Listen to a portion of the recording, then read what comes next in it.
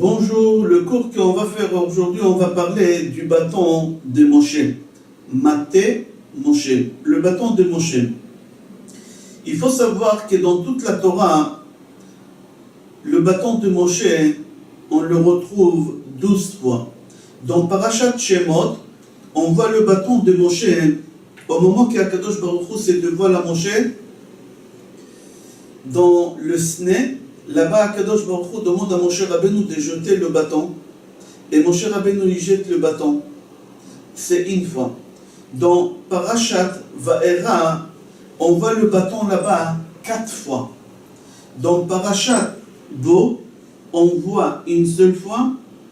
Et dans Parashat Beshalach, on voit encore 4 fois. Dans Parashat Korach, on voit encore une fois le bâton de Moshe. Au moment qu'ils ont dit que tous ils vont mettre leur bâton, toutes les têtes des tribus, ils vont mettre le bâton et ils vont le mettre dans le Mishkan. Et c'est lui qui va fleurir, c'est lui qui va être le chef. Et c'est là-bas où on a vu encore le bâton de Moshe. Et la dernière fois, dans Parashat Chukat, on voit encore le bâton de Moshe au moment qu'il n'y a pas d'eau.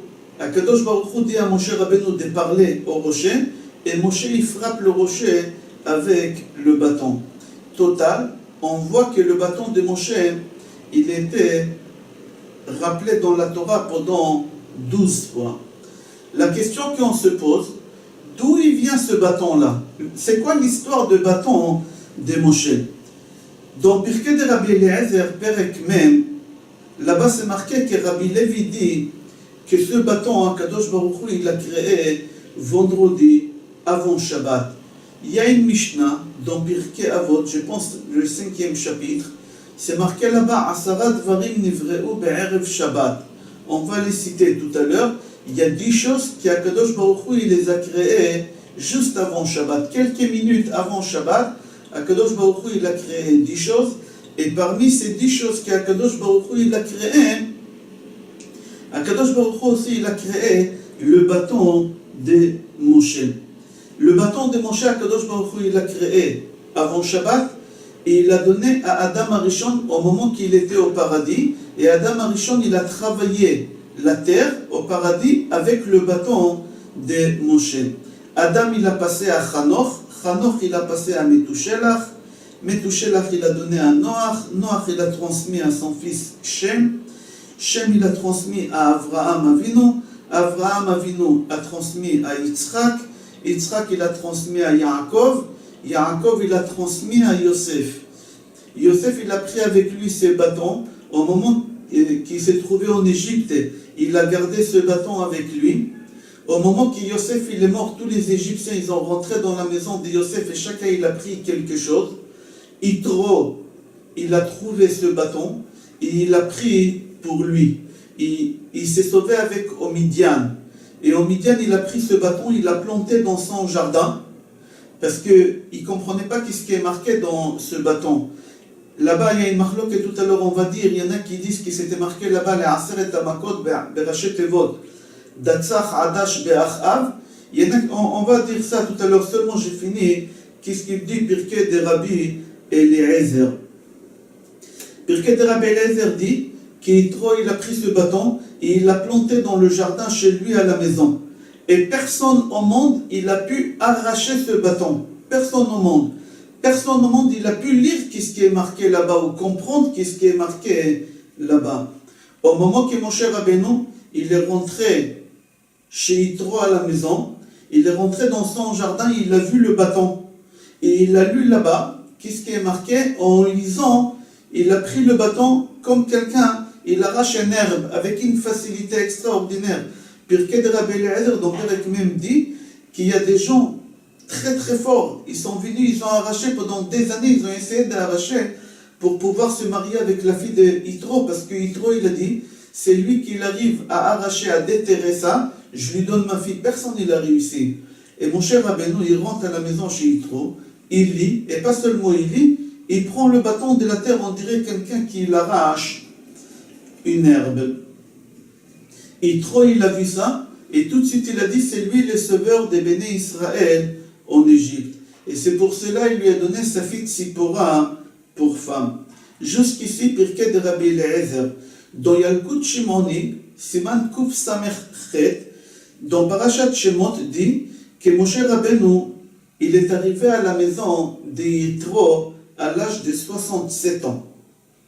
Pendant 40 ans, Moshe Rabbeinu, il était dans le pays des Couches.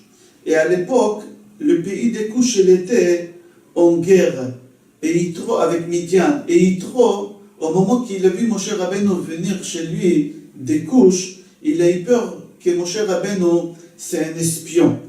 Qu'est-ce qu'il a fait? Il a pris Moshe Rabbeinu, il l'a mis en prison pendant 10 ans, il l'a mis en prison, sans lui donner ni à manger, ni à boire.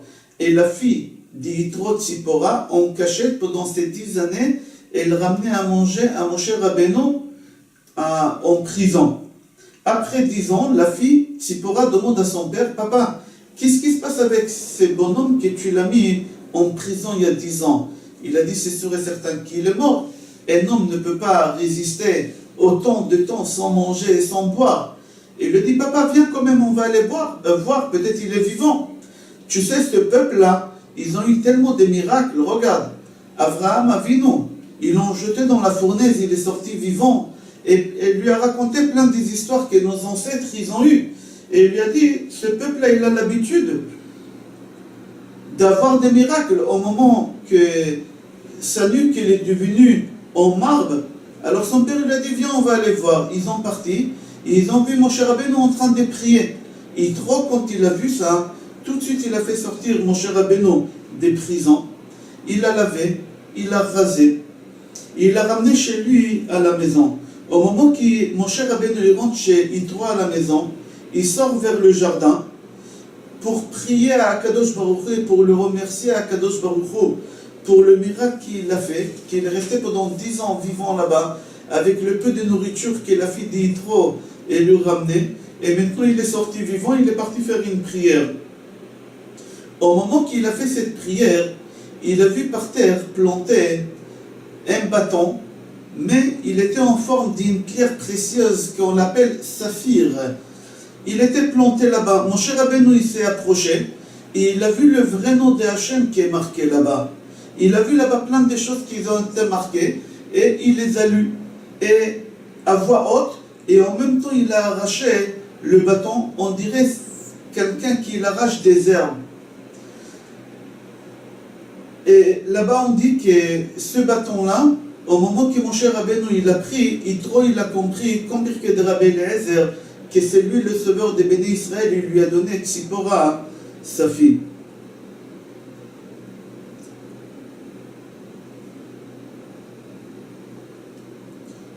Dans la Gemara, c'est marqué, Amar Rabbi Yehuda, concernant le bâton. Amar Rabbi Yehuda. Rabbi Yehuda dit, Mishkalo shel hamate haya 40 se'a. Le poids de ce bâton-là, il pesait 40 se'a. Et il était fait snapirion, c'est une pierre précieuse, saphir, comme ça c'est marqué. Et les 10 plaies, ils étaient gravés sur lui. Datzach adash be'achav. Akadosh Baruch Hu, il a dit à Moshe Rabbeinu, c'est ça le code des 10 plaies que tu dois faire en Égypte. Rabbeinu Yonatan ben Uziel dit que sur le bâton, c'était pas marqué seulement les 10 plaies. Aussi, c'était gravé là-bas le vrai nom de Hachem qui se compose de 72 lettres.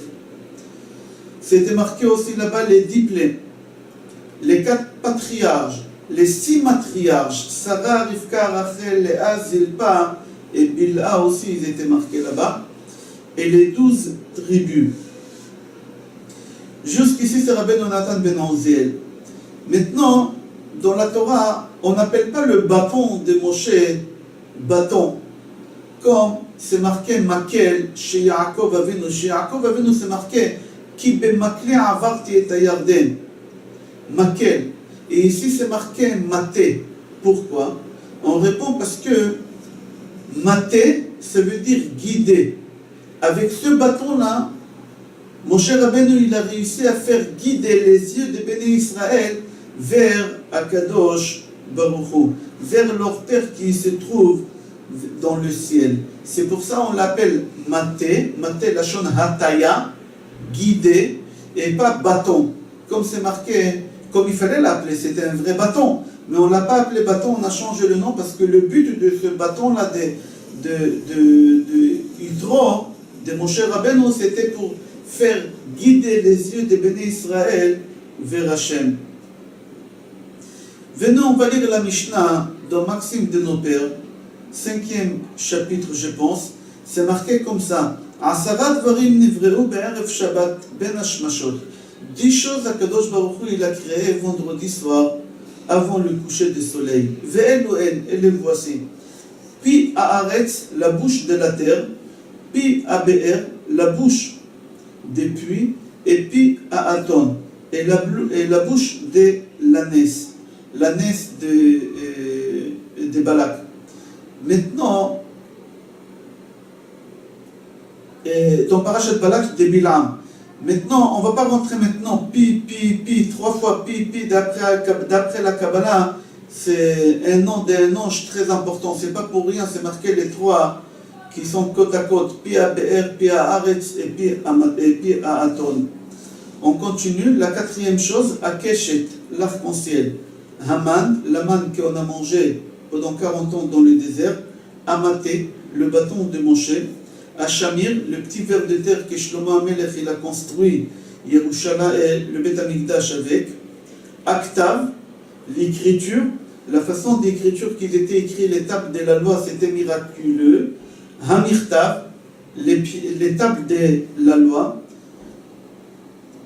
etc. Vous allez voir là-bas. On pose la question pourquoi Kadosh Baruch Hu il a créé ces choses-là avant Shabbat. Kadosh Baruch Hu il avait 6 jours avant Shabbat, avant que Shabbat rentre pour pouvoir créer ces choses-là. Pourquoi Kadosh Baruch Hu il a attendu vraiment au dernier moment pour créer ces choses? Le Meiri répond qu'Akadosh Baruch Hu il a créé les choses que les Juifs, que les bénis Israël, ils vont avoir besoin une seule fois, pas 2 fois. Akadosh Baruch Hu il a créé le monde entier pour tout le monde. Et ça a duré pendant 6 jours. Et pour tout le temps, jusqu'à la fin jusqu'à la fin de la venue de Mashiach, jusqu'à la fin des 6000 ans. Et pourquoi juste avant Shabbat?